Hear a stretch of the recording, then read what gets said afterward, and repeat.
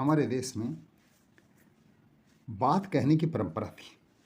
ये बात मैं कर रहा हूँ आपको 50-60 वर्ष पहले, और कई कई गांवों में तो अभी भी ये परंपरा है बात कहने की। पूरे दिन में जब बच्चे अपनी पढ़ाई का काम करते हैं, महिलाएं और पुरुष जो है खेतों में काम करते हैं या अपना और व्यवसाय करते हैं, और जब वो शाम को खाना खाने के बाद चौपाल में एक साथ बैठते हैं या गांव के ऐसी जगह पे बैठते हैं, तो गोल गट्टा पेड़ के नीचे चौराहे पे, तो वहाँ पे बड़े बुजुर्ग लोग बात कहा करते थे। उन बातों में मर्म होता था। तो ऐसे ही एक महंत और समाज सेवी संत हुए हैं श्री गणेश दास जी महाराज। जयपुर जिले के गांव मेड़ के श्री सियावर जी के मंदिर में वो महंत थे। तो शाम को उनकी चौपाल लगती थी और वो बच्चों को और गाँव वालों को कहानियाँ सुनाया करते थे। वो लोक कथाओं पर आधारित होती थी।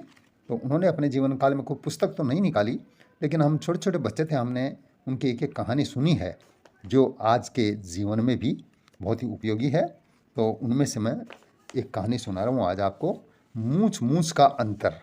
इस कहानी में ये बताया है कि मनुष्य की जो इज्जत होती है वो हर व्यक्ति की अलग अलग होती है, और उसका ही प्रभाव होता है कि कोई तो व्यक्ति अपना काम कर ले जाता है या करा ले जाता है और किसी का काम नहीं होता है। ये उसकी सामाजिक प्रतिष्ठा के ऊपर आधारित होता है।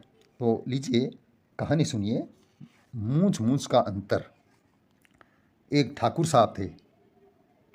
ठाकुर आन शान पर मर मिटने वाले थे। अपनी शान के लिए रुपए पैसे पानी की तरह बहा देने वाले थे। वैसे ही लक्ष्मी चलायमान होती है। आज इस घर में और कल उस घर में ये लक्ष्मी चली जाती है, चंचला, आज यहाँ कल वहाँ।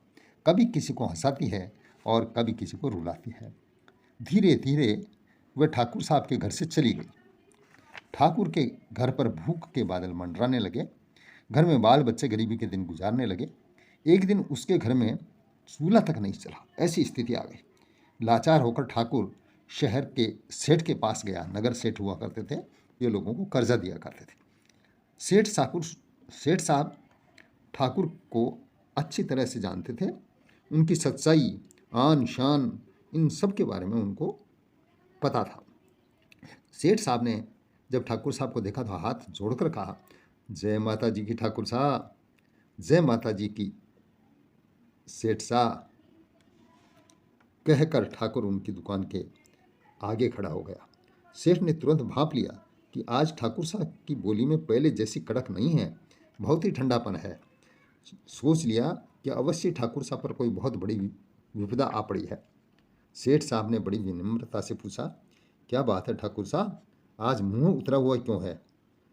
क्या बताऊं ठाकुर साहब, दिन दिन की बात है, किसी के दिन एक से नहीं होते।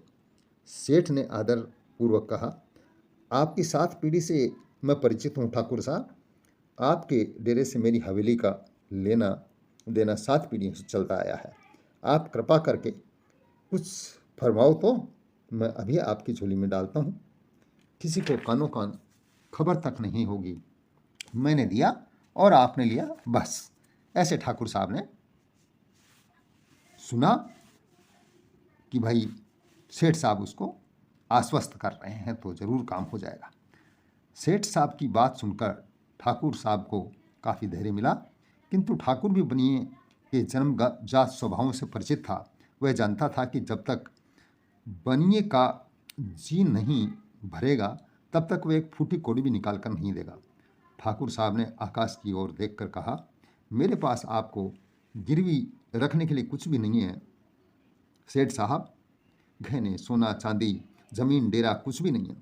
यदि मेरे पास कुछ भी होता तो मैं आपके पास आता ही नहीं।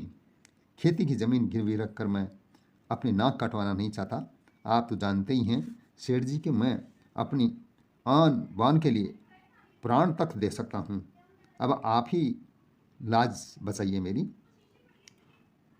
यह कैसे संभव हो सकता है कि बनिया कुछ गिरवी रखे बिना ही किसी को कोई रकम निकाल कर दे दे? वह भी इधर उधर ताक झांक करने लगा। ठाकुर साहब ने रुंधे स्वर में कहा, सेठ जी आप तो मदद करने वाले हैं, मेरी 7 पीढ़ियों से परिचित हैं, तो आज भी आपको मदद करनी ही पड़ेगी। कहीं बात बाहर निकल गई तो मेरी मूछ का सावल चला जाएगा, सारी ठकुराई पर पानी फिर जाएगा। सेठ साहब कुछ देर तक विचार करते रहे, बाद में बोले, अच्छा ठाकुर साहब, आप मुझे अपनी मूछ का एक बाल दे दीजिए। मूछ का बाल? ठाकुर साहब एकदम चौंक पड़े। उन्होंने बनिए की ओर देखा। बनिया मुस्कुराता हुआ बोला, मैं भी व्यापार का नियम नहीं तोड़ सकता ठाकुर साहब।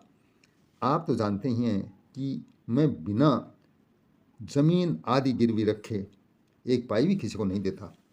ठाकुर कुछ देर तक कानों को छूने वाली अपनी बांकड़ली मूंछों पर हाथ फेरता रहा। सेठ अपने काम में व्यस्त होता हुआ बोला, आप इस पर अच्छी तरह से विचार कर लीजिए, मरता क्या न करता। ठाकुर ने अपनी मूंछ का एक बाल तोड़कर सेठ को दे दिया। सेठ ने उसे एक चांदी की डिबिया में बंद कर दिया। अपनी बही निकाल करके उसमें लिखा कि मैंने ठाकुर साहब को मूंछ के बाल के एवज में 1000 रुपये उधार दिए। ठाकुर का अंगूठा कराया और रुपए गिन दिए। ठाकुर बहुत ही उदास और टूटा हुआ सा वहाँ से रवाना हो गया। वहीं पर एक गरीब आदमी जो वहाँ बनिया था पास के गांव में, वो भी बैठा था। उसने सारी घटना को देखा। झट से अपने सोने के गहनों को छुपाकर बोला, सेठ जी मुझे भी कुछ रुपए चाहिए। सेठ जी ने कहा, जरूर जरूर, पर आज मेरे पास गहने नहीं हैं। सेठ ने उससे पूछा कि फिर मैं आपको कैसे रुपए दे सकता हूँ, अपने मन को कैसे समझाऊं, क्योंकि मैं तो बिना गिरवे रखे किसी को भी नहीं देता। बनिया तुरंत बोला, अभी अभी आपने ठाकुर साहब को भी तो मूछ के बाल के बदले 1000 रुपये दिए हैं। मैं आपको 50 बाल दूंगा और 500 रुपये लूँगा। सेठ उसे झिड़कते हुए बोला, जारे बनिए के गरीब बेटे, तेरी मूछ के बाल घास के भाव बिकते हैं यहाँ पर। ये तो ठाकुर साहब की मूछ का बाल है, मूछ मूछ में बड़ा अंतर होता है। बढ़िया मुंह लटका कर सेठ को देखता रहा और दबे पांव वहाँ से अपने घर की ओर चल दिया। तो दोस्तों, इस कहानी से हमें बहुत शिक्षा मिलती है कि किसी भी व्यक्ति की जो सामाजिक प्रतिष्ठा होती है और इज्जत होती है, वही उसके जीवन में काम आती है। रुपया, पैसा, धन, दौलत, ये सब बात की बातें हैं। इसलिए हम लोगों को भी जीवन में ऐसा काम करना चाहिए कि हमारी और हमारे परिवार की इज्जत बढ़ती रहे और हम भी उसके साथ बढ़ते रहें।